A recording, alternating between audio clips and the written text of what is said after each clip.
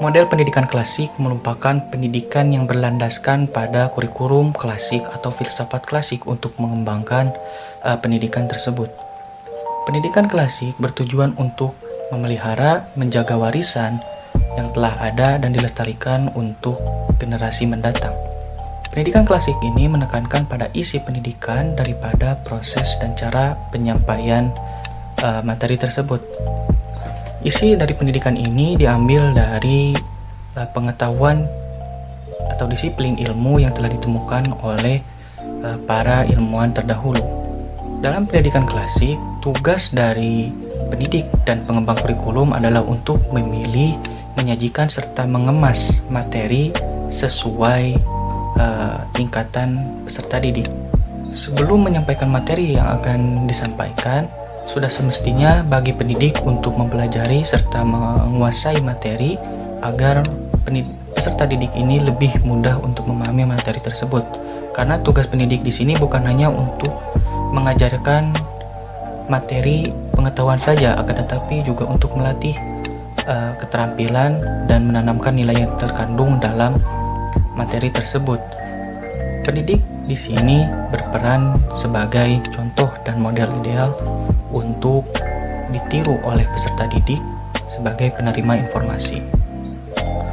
Terdapat dua model konsep pendidikan klasik. Yang pertama yaitu pendidikan perennialisme, yaitu pendidikan yang menekankan pada humanistik dan pembentukan pribadi serta sifat mental. Pendidikan ini bersifat bebas nilai atau culture free, artinya tidak terikat atau diwarnai dengan nilai-nilai dan karakteristik masyarakat sekitar untuk menjadi terpelajar secara kultur. Yang kedua yaitu pendidikan esensial. Pendidikan esensial merupakan pendidikan yang mengutamakan sains daripada humanistik. Pendidikan ini diarahkan untuk mempersiapkan generasi muda agar mudah terjun dalam dunia kerja, berorientasi pada masa sekarang dan yang akan datang. Nah, isi pengajarannya lebih kepada pembentukan keterampilan dan pengembangan kemampuan vokasional.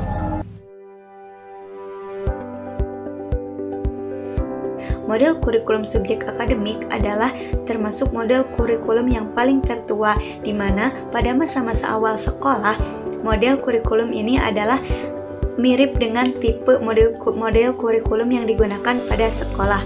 Kurikulum ini sangat praktis, mudah disusun, mudah digabungkan dengan tipe yang lainnya.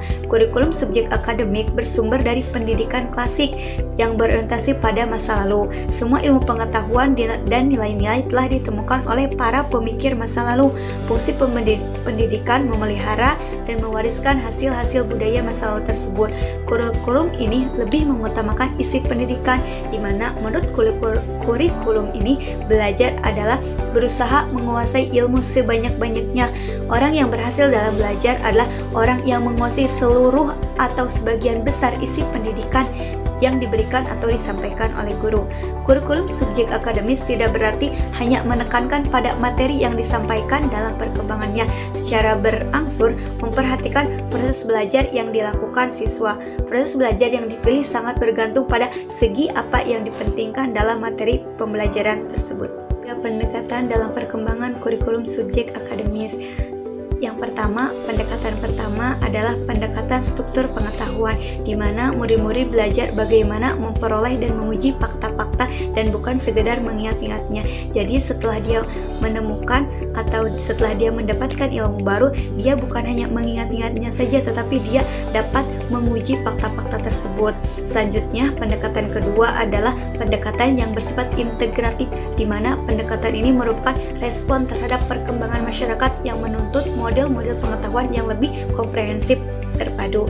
Yang terakhir yaitu pendekatan ketiga adalah pendekatan yang dilaksanakan pada sekolah-sekolah fundamentalis di mana mereka tetap mengajar berdasarkan mata-mata pelajaran dengan menekankan membaca, menulis, dan memecahkan masalah-masalah matematis.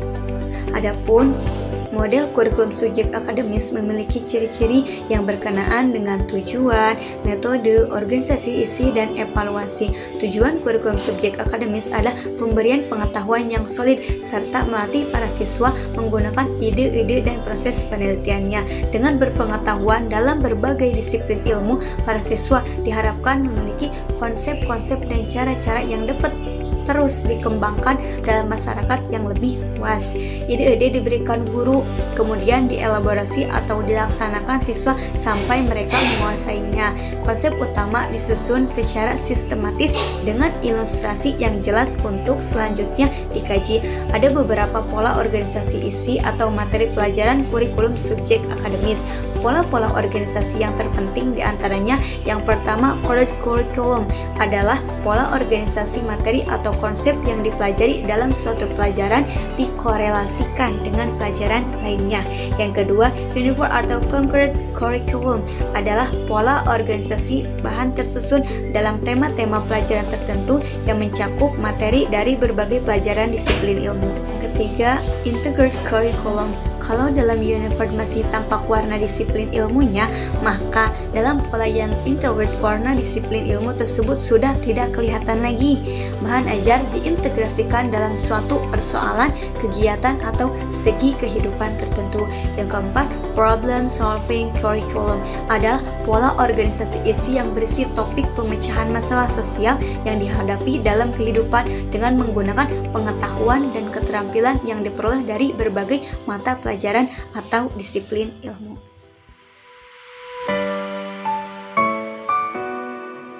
Hubungan kurikulum dengan model pendidikan, khususnya model pendidikan klasik sangat erat karena pendidikan klasik menjadi sumber bagi pengembangan model kurikulum subjek akademik. Subjek akademik yaitu untuk kurikulum yang bertujuan untuk memberikan pengetahuan yang solid serta melatih peserta didik menggunakan ide-ide dan proses penelitian melalui metode eksplorisasi dan inquiry. Jadi untuk model akademik itu kebanyakan mencari gitu. Jadi kalau misalkan bahasa Sundanya mah nggak harus selalu diparaban oleh guru gitu. Dan juga suatu kurikulum yang tersusun dengan mengacu pada suatu atau beberapa model pendidikan, karena di sisi lain tidak ada praktek atau penerapan yang baik tanpa adanya teori yang matang. Teori yang menjadi pedoman praktek dan praktek itu menjadi umpan balik bagi pengembangan teori pendidikan tersebut. Misalnya suatu pendidikan atau materi diambil dari hasanah ilmu, pengetahuan, dan menemukan dan dikembangkan oleh para ahli tempo dulu. Yang telah disusun secara logis dan sistematis dengan menggunakan kurikulum sesuai dengan tujuan yang akan tercapai gitu. Saya akan menjelaskan tentang model konsep pendidikan pribadi. Yang pertama adalah konsep dasar pendidikan pribadi. Sejak dilahirkan, anak telah memiliki potensi untuk berpikir, berbuat, memecahkan masalah belajar, dan berkembang sendiri. Pendidikan diibaratkan persemaian untuk menciptakan lingkungan yang menunjang dan terhindar dari hama-hama. Tugas guru yaitu mengupayakan peserta didik agar berjalan nyaman, sebagaimana diibaratkan seorang petani yang mengusahakan tanah agar tetap subur, gembur, pupuk, air, dan udara yang sesuai dengan kebutuhan peserta didik. Nah, selanjutnya adalah aliran dalam pendidikan pribadi. Teori ini memiliki dua aliran, apa saja, yaitu yang pertama pendidikan progresif dan pendidikan romantik. Dalam pendidikan progresif ini, siswa merupakan satu kesatuan yang utuh. Perkembangan emosi dan sosial sama pentingnya dengan perkembangan intelektual. Isi pengajaran berasal dari pengalaman siswa itu sendiri yang sesuai dengan minat dan kebutuhannya. Siswa merefleksi terhadap masalah-masalah yang muncul dalam kehidupannya. Berkat refleksinya itu, siswa dapat memahami dan dapat menggunakannya bagi kehidupan. Kemudian, pendidikan romantik. Nah, pendidikan romantik ini berpangkal dari pemikiran-pemikiran Jean-Jacques Rousseau. Nah, menurut Rousseau ini, semua ciptaan Tuhan, termasuk anak, adalah baik dan menjadi kurang baik atau sering rusak di tangan manusia. Pendidikan alamiah, secara alamiah manusia baik. Setiap orang mempunyai nurani yang berisi kejujuran, kebenaran, dan ketulusan. Inilah yang harus ditemukan, didengarkan, dan diikuti. Rousseau menolak pendidikan yang mengutamakan intelektual.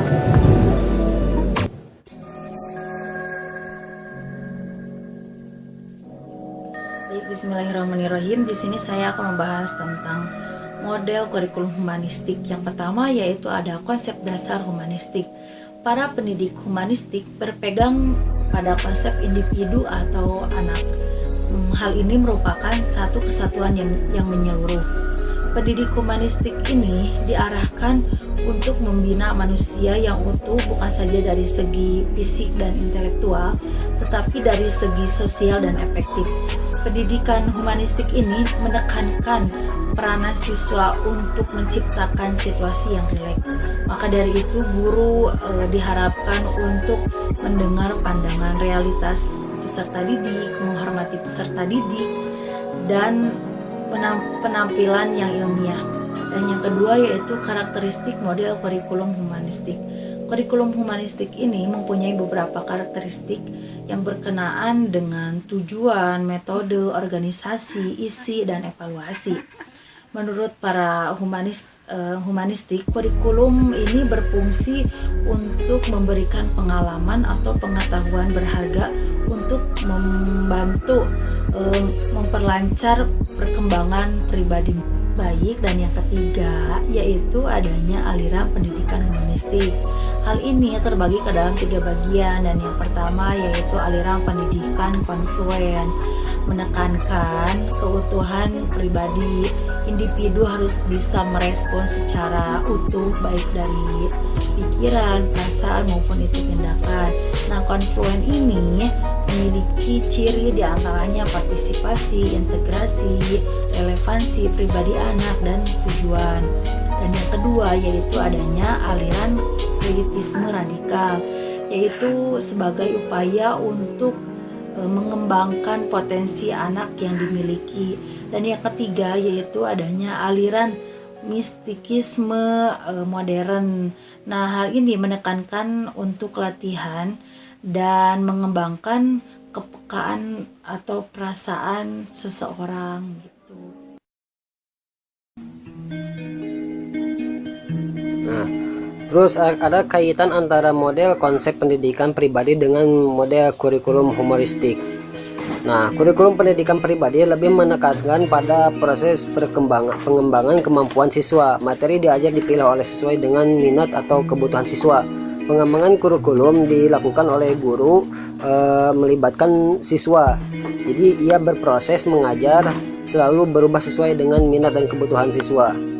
Itu kalau pribadi. Kalau misalkan hubungan antara model konsep pendidikan pribadi dengan model konsep kurikulum humoristik sangat erat, karena kurikulum humoristik berawal dari aliran pendidikan empirik, kemudian lahirlah pendidikan humanis, dan lahir pula kurikulum humoristik.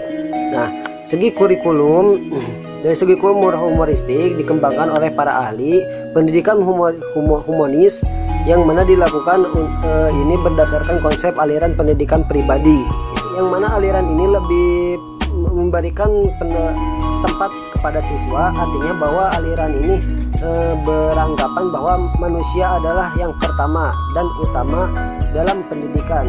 Manusia adalah subjek sekaligus objek dalam pendidikan, dan juga manusia memiliki potensi, kekuatan, dan kemampuan dalam dirinya. Jadi manusia itu menurut John Weymouth mempunyai potensi yang sekaligus mempunyai kekuatan gitu kan, kemampuan untuk belajar gitu. Nah, sehingga dalam pendidikan humoristik ini saya akan terbentuknya suasana yang rileks dan akrab gitu, sehingga siswa dapat mengembangkan segala potensi yang ada dalam dirinya gitu kan, jadi terbuka. Sekian, wassalamualaikum warahmatullahi wabarakatuh.